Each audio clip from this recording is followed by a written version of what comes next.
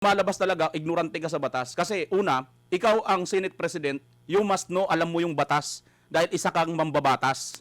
Kahit pa sabihin hindi ka abogado, wala kang magagawa kundi tanggapin mo na dapat alam mo ang batas. Now, ano ba ang batas? Ang batas mayroon pong nakasaad sa Pilipinas, Constitution natin. Sinasabi na walang kahit isang Pilipino, senador man yan, isang pulubi man yan, kahit sinudang Talpulano Juan de la Cruz dyan, na po pwedeng dalhin doon sa ibang bansa nang hindi mo na dumadaan dito sa local court natin. Anong sagot mo? Sinasabi mo lang na pagka nandito sa Senado, within the vicinity, or kaya nakasesyon ng Senado, ay walang po pwedeng kumuha kay Senator Bato. Ibig mo bang sabihin, pagka lumabas si Senator Bato, diyan sa compound ng Senado, pwede na siyang hulihin? Yun ba ang gusto mong tukuyin? At pag wala ng sesyon, pwede na rin siyang hulihin? Kaya kung ganon, talagang napaka-impertinent mo pagdating sa batas. Kasi hindi mo ito alam eh. Mayroon namang kasing pinaguhugutan sa Senator Bato, yung ginawan nyo kay Tatay Digong, which is mismong nakasulat yun sa Rome Statute, na bago silang tumanggap ng isang tao na akusado, dapat padaanin muna yun sa local na korte. Which is hindi nyo yung ginawa dito kay Tatay Digong. And now, uulitin nyo at kasangkapan pa si School Bukol. Nag-aral lang ng School Bukol University. Ginagawa mo lang sarswila, ginagawa mo lang katatawanan ng Senado.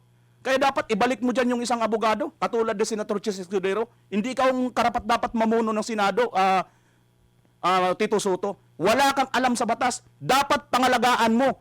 Hindi ka naman kailangan, hindi na, mga partner, no? Hindi siya makakusahan dito na pinagtatanggol niya sa Senator Bato.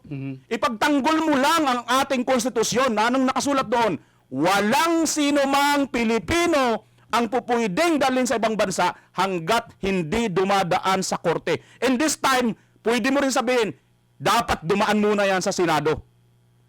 Father BMR, para sinasabi po ni Father BMR, ignorance of the law excuses no one. Pwede. Yan, di ba? Kaya nga sinasabi niyang ang ginamit mong termino medyo mabigat ho doon.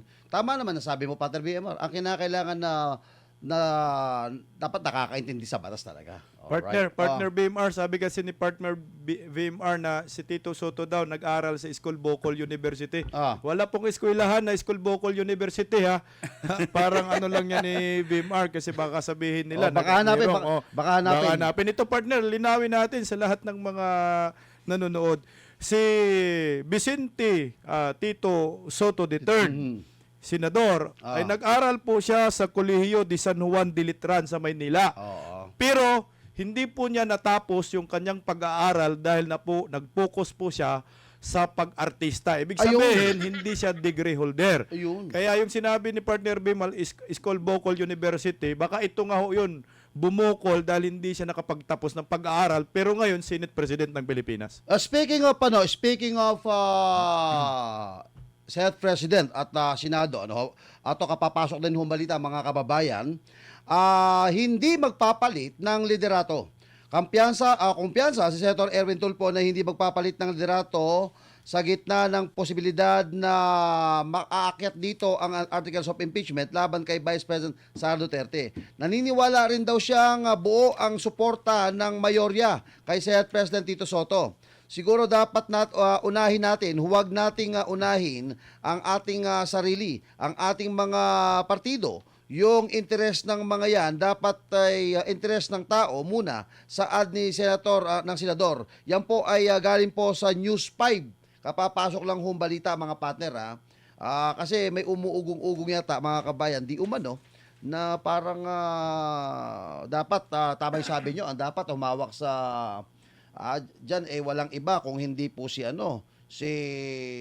isang abogado. Di ba, partner Buds? Lahat naman dapat talaga pag Senate President, lalo na yan, maharap po ngayon sa sa impeachment trial. Ang presiding officer po ng impeachment trial sa Senate ay yung Senate President. Ngayon, kung walang alam sa batas, napanood ko yung dalawang impeachment. Maalam pareho sa batas yung si Nene Pimentel at saka to si Juan Ponce Enrile. Kasi partner, may mag-objection. mayat maya may magre-raise ng mga rules. Correct. Mayat maya merong kinakailangan. Hindi naman po yan yung pagiging Senate President na pwedeng may tagabulong siya o kung ano, hindi po pwede yan. Dahil may ang action po diyan sa impeachment trial, mabilisan po, mabibilis po. Tandaan po ninyo sa impeachment, nariyan po ang pinakamagagaling na abogado sa Pilipinas. Kahit nga po walang bayad yung mga yan.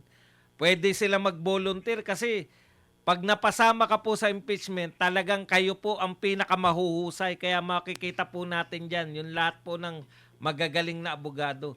Kung magagaling po yung abogado, may mga magagaling din na senator, judges. May mga objection po yan pagka pinakita po. Maglalatag ng mga rules ng court. Patay si Tito Soto dyan pagka aang-anga siya. Hindi po pwede dyan yung mabagal mag-isip kung ikaw ang presiding officer dahil mayat maya kang magde-decide ng mga rules ng korte. Kasi korte yan, hindi po yan na Senate President na pwede yung sasabihin, 'di ba? Pag meron silang dapat konsulta, papaluin, recess muna. Anong tawag doon? 1 minute recess. Motion. 'di ba? Para titigil tas magkukonsultahan. Diyan po. Live po yan. Live po yan. Continuous. Continuous po yan. Hindi po pwedeng magtitigil yung Senate President. Yes. Kung may question po sa court rules, talagang dapat sagutin ng Senate President yan.